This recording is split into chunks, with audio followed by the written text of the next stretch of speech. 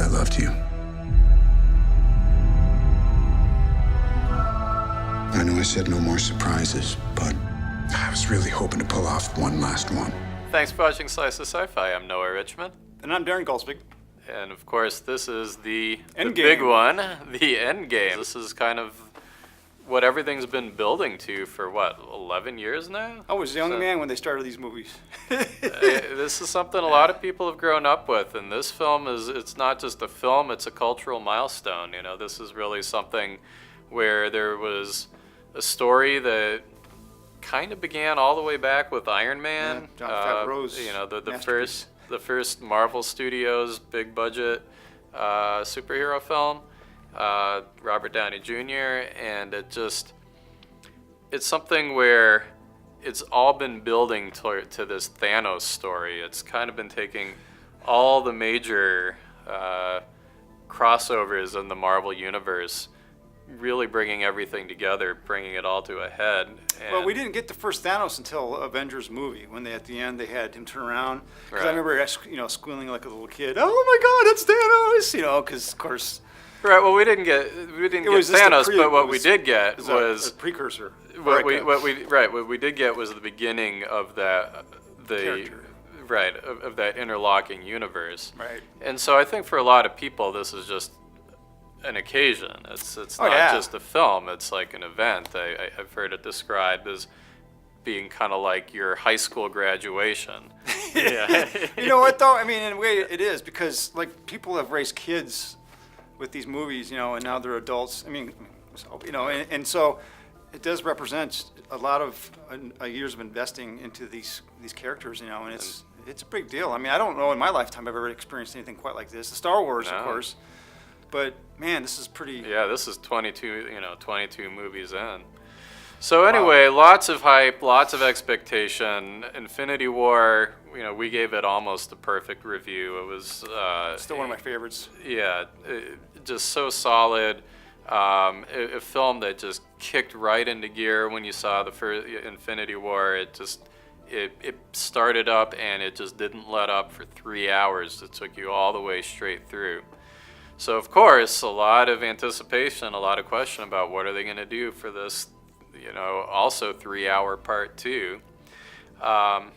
So one of the things that, starting off, that I'm going to say impressed me about the film is that it defied my expectations. I thought it was going to be Infinity War Part 2, and that it was going to be just nonstop action, action, action. And so I was kind of found myself thinking, wow, this is a much more subdued tone. It's much slower paced. It's much more cerebral, and it's Really? You thought it was more serious? I mean, they were. Well, going into it. So Yeah. okay, I'll be interested to hear your thoughts there. But to me, it was reflecting on this universe where half of life has just been wiped out. That the Avengers are having to live with the consequences of failing to stop this maniac that's just wiped out half of all life. Really in the whole universe, was certainly the Avengers mostly being on planet Earth, feeling like half of everybody they knew just died, and them living with this survivor's guilt, but also guilt of not being able to prevent it. So yeah, to me, I thought that was more reflective, more thoughtful. It just seemed like there was a lot of happenstance, things that just weren't fleshed out as much. I mean, there's like, this is a cheap way we can achieve this particular part of the movie, and I'm not going to go and reveal any spoilers here, but it just felt that was kind of convenient and not really well thought out. When Ant-Man came out of his, and when you say cerebral, okay. I was thinking things that are like really, and again, there are parts of it that I totally agree with, but the actual story itself was, in my mind, from the comics, was more involved. It involved, Yeah. and that's what I mean. As far as when Jim Starlin created, that's how I looked at the Right. story, and I don't know if it really retained those attributes of the story as much as I would have liked. Again, but that's being a nerd. Some of the Exactly, comparing it to the comic. And that's yeah. that's where I mean. Okay. And I think this felt more like made for the the Marvel fan and non-Marvel fan. I think they try to cater to both those things, which can't be easy. Right. You know, and so because comic fans are a fickle bunch. But All right. Anyway, I'm still trying to stay with with, Oh, come on. with what I liked, which Right, was I think we both agreed that I thought that it actually did a pretty good job of bringing things together where it felt like some sense of completion, where the Marvel universe will continue on, but at the same time, I thought there was some, for me, satisfactory sense of things being tied up, as it were. And I also thought that the Russo brothers continue to do a good job of balancing all these different characters and yet maintaining this feel of a cohesive story and feeling like all these mini stories within it are being given proper due for the most part. I can agree with that on many levels, but there's also, it just felt convenient, and I don't know. I'm not done wanting to explore these same characters and to simply write them off in such a way that we're done with this phase. It just feels, it's kind of like unnecessary. I think there's a lot more stories to be told with these characters, and I don't get the feeling they're going to be doing that anytime soon, and that to me seems kind of sad, and so I left the movie with that kind of remorsed tone in my, I just felt like, oh my God, this is it, We've already explored Captain America, what if Thor, and it just, I don't know what their phase, 5 is now going to be, if they haven't announced anything, other than some of the stuff on Disney TV. Right. But, but you've made some valuable points that, while you like that movie, and I can't disagree with any of those. I mean, you've seen all the movies like I have, and I think we've both equally liked them all up to this point, except for maybe a couple hit or misses here. Yeah. Iron Man 2 and whatever. But it's going to be interesting how a lot of fans like myself, who are historically a fan of the original story, come away from this movie, because I think each one of us has an expectation of this film, and that's one hell of a thing to try to meet. And there are things that I just generally didn't appreciate with the movie that I wish they had done differently. But well, so what are some things that you thought it did well before we get yeah, into that's fine. The limitations? I thought that, first of all, it's one hell of a task to try to follow up to Infinity War, which already was one of the bigger movies, I think, at least for the Marvel franchise, because it broke the hero mold, the hero's journey. It's just like, oh, wait a minute, we didn't win. And I think a lot of people were shocked by that. So going to this movie, we already knew that we were going to be dealing with a very, downtrodden tone. So I think it addressed those points, well, and it gave us an opportunity to explore a little more of the characters that did survive and how they were able to comprehend the loss of all these people, and actually how they lost the battle themselves, because most of these guys had never lost before. And so how they came to, how they learned to live with that, because they failed. And particularly Tony Stark. And from a storytelling point of view, yeah, those were all great points, and I thought they did an amazing job. The Russo brothers, they know how to fill in the holes, man. I mean, I don't know any other director that could do that. Yeah. Directors that could handle that many characters and make it still work, even in the 3-hour movie that it was. And by the way, I went to see, I saw the whole movie without going to the bathroom. Yeah. You bailed, buddy. I can't claim the same. Like, what's the right moment, man? They actually have a list of times that you should go to the bathroom, which is hilarious to me. But yeah. But but honestly, I'm glad they made these movies. I mean, I can't think of a better way to tell a story that a villain is powerful and I still wish we got a little more backstory on Thanos, because the dude is really a complicated character, and I hope that one day they do something like that. Okay. All right. So then the things that we had issues with, and I wonder how much of this we can say without giving spoilers. We should probably just say spoiler alert, and then. Okay. Well, let's. I'm just got a couple quick things that we can say without giving spoilers.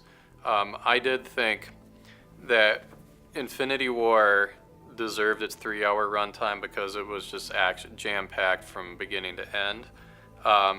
This one, I thought there was some downtime they could have cut out. I didn't think it had to be a 3-hour film. Or maybe just a misuse of the 3 hours in some ways. I don't know. Yeah.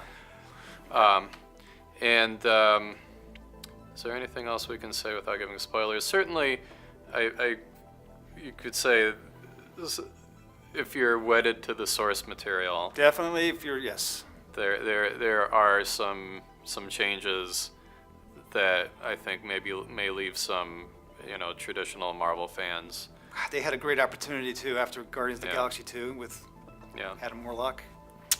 Oh yeah, right. They could have, and to me that was huge. And then that is one that I think both of us are disappointed in. If you've read the Infinity War comic book, and you're going in expecting to see what they do with the Infinity War comic, they just ditch the whole thing. Yeah. They come up with some complete other thing. I mean, where in the hell's the Watcher? Right. Yeah, see, they made Watcher look like a joke in the Thor at Ragnarok, And, right. But anyway. Okay. So, now we'll go into spoiler territory. First of all, I'm going to say, for me, they needed to get from point A to point B. I mean, all life was wiped out on Earth, and yet the Marvel Universe is continuing. So they need to have a mechanism for getting from here to there. And I understand that. But I was disappointed that the mechanism that they found was time travel and let's go back and reset everything and change everything that Thanos did when you're in a universe of Infinity Stones and Infinity War, and couldn't they have found some way to work within that universe rather than get into all the complications of time travel and all the ways that starts screwing with these timelines? I mean, when we talk about Captain America, and he goes back in time and then decides, he's going to go ahead and live his life with Agent Carter, well, then that completely screws up all these other timelines. Like the fact that in Winter Soldier, he was living across the hallway from his daughter. Which is kind of weird. You're right. Well, but that was always kind of, in that very movie, he felt remorse because he never got to live the life. Right. But he made his choice. But right. Yeah, I'm with you on the time travel thing, because what I wanted? I wanted to take the fight away from Earth and get away from the very devices that we had in the first movie, because in the comic book it never took place, and I didn't want to necessarily see all of the characters that had been destroyed brought back, not until maybe they resolved it. Yep. We were talking spoilers now, but Yep. I wanted to see maybe that, and again I was hoping that there would have been an opportunity to actually, instead of being, it was more cerebral and like things that how you can beat Thanos, because that's how you beat him. You don't beat him through raw brute strength. Right. Or in this case, just dumb luck. I mean, it's, I just think that there was a better opportunity there, and I don't know if it's just a matter of maybe appeasing actors. They want, I don't know. There's so many more layers that go into this movie, but to me that was a big point, but that's not my biggest problem that I have with the movie. I have a problem with the way they turned Hulk into a freaking nerd and just like totally removed the very attributes that make him the Hulk, And again, I know that's been told in many story arcs after within the comics. Within the comics, yeah. and I understand that, but just for me, I just that's not the Hulk I want to see, because it's like I'm a fan of the natural, the classic, Dr. Jekyll and Mr. Hyde, this idea of like, well, what the hell did I do, and cleaning up your mess and so forth. But the fact that Hulk in his rage, I wanted to see him get back and give Thanos a blow back of his medicine, because he got his ass kicked by him in the first movie, and it would have been nice to see him bring him back to him a little bit, even though that was brute. But anyway, the biggest problem I have with the movie, obviously, though, without a doubt, it was Fat Thor. I had a problem with Thor Ragnarok and how they destroyed Asgard.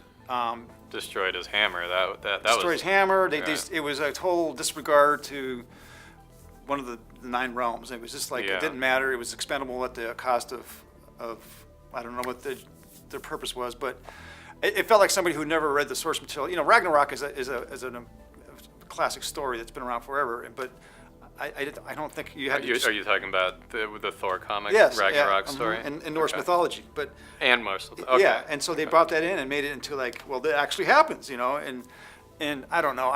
For me, that always rubbed me the wrong way. So Thor: The Ragnarok was a great movie, but for me, it was not a good Thor movie. So fast Right. forward to Endgame. Well, now we're taking Thor. Now we're not just cutting his hair.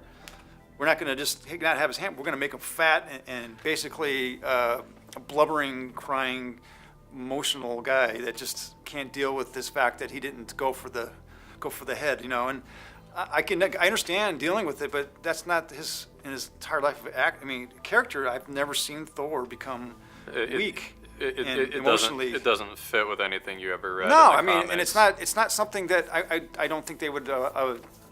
I just don't think. I think they did it for the wrong reasons. I mean, it was comic relief. It was great. It just showed too much sign of weakness, and I just like, well, what the hell would Odin would be saying about this? Right. You know, he showed so much more courage and coming to grips and that he was immortal, and the things he did to sacrifice himself to get the Thor hammer back. You know. Right. And the sacrifices he made, and then seeing the loss of his entire Asgard, he didn't lose a shit. Right. So, I mean, it just seems kind of unusual for him to all of a sudden, like, oh, I'm just going to turn into a fat guy playing video games all day. It seemed like comic relief material, and I hate that they do that to one of my favorite characters. Right. I mean, it's just a joke, and that really bothered me, and I hate to say that it really affected part of the movie, because it did, though. Imagine Harry Potter taking major attributes of him and then seeing if you enjoy the movies. I mean, that's the way it was for me. So every time there was in a scene, I was kind of like, God. You mean like if Harry Potter suddenly decides to join Voldemort and start killing people, and then well, not that far, but because Thor was still good, though, at least. But yeah, but a major change in the character, you know, Thor's the major. He's got moxie. He's arrogant. Yeah. He's always the first to go in and fight and to give himself up. And the dude had to be slapped by Rocket the Raccoon to get his act together. I mean, come on, man. That's painful to watch. But I realize this is on me. I don't expect everyone to feel that same way. So Right. I know that a lot of people are going to love this movie, and I'm glad because, I mean, the Russo brothers overall did a great job in telling a story from the beginning to the end. And, you know, like I said earlier, I don't know many directors that could have pulled it off. Yeah. I mean, Right. it's Sure. this movie's going to do bank.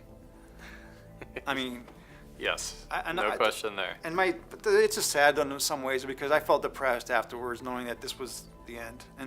Yeah. And again, that's kind of a sad thing. And I know that there's going to be some futures, and because I still want to see some of the characters on the screen. I still want to see Captain America. Right. You know, I'm not done watching Captain America. So for me, I felt like it successfully wrapped up, a certain phase, tied together a certain storyline, and brought together this universe of characters in such a way that you realize how vast it's become. My only complaints is I thought that the time was longer than it needed to be or could have been used differently. And that I wish they'd found a mechanism other than time travel. Yeah. I will say this too. Mark Silvestri, the composer of the music, Yeah. his score was amazing in the film. I think it was Was it- Alan Silvestri. Was it Alan Silvestri? I think Mark Silvestri is the The artist. artist. Yeah. Forgive me. Yeah. Yeah, but I thought the music by Alan Silvestri was Yeah. was just Yeah, amazing. it was definitely notable. And it really brought heightened tension to some of the scenes. I just think that just added to the actual experience. So, bravo, Marvel, on an overall level. Despite Right. my little selfish quips that I have, Well, can't please everybody. it'll be interesting. Yeah, I suspect you won't be the only one having those particular. Right. I think there'll be a little more than quips. Yeah. We'll find out. I'm just happy we're getting these films. I mean, come on, think about it. Yeah. What was the Thor, Hulk, and the crap we got back in the day? Yeah. Right. I mean, come on, this is like Yeah, a kid's dream. compared to what we grew up with, it's pretty stunning. No complaints there. So, All right. Anyway, thanks for listening to our thoughts on Avengers Endgame, and thank you for watching Slice of SciFi. see ya.